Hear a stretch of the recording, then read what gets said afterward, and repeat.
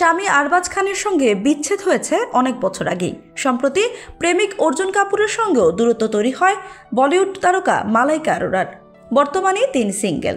বহুবার বিয়ের গুঞ্জন উঠলেও শেষ পর্যন্ত বিয়ে করেনি তারা। তবে বিয়ে করার আগে কিছু বিষয় মাথায় রাখা দরকার বলে মনে করেন মালাইকা।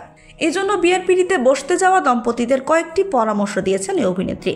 সম্প্রতি কার্লি টেলসকে দেওয়া এক সাক্ষাৎকারে মালাইকা বিয়ের পিঁড়িতে বসতে যাওয়া দম্পতিদের উদ্দেশ্যে নিজের অভিজ্ঞতা শেয়ার করেছেন।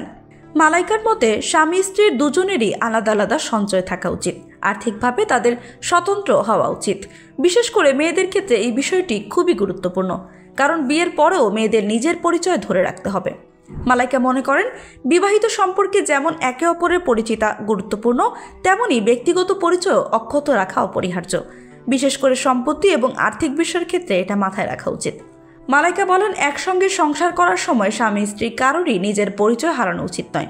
যদি আপনি আপনার সঙ্গীর পদবি গ্রহণ করেন, তবুও নিজের ব্যক্তিগত একটা ব্যাংক অ্যাকাউন্ট থাকা প্রয়োজন।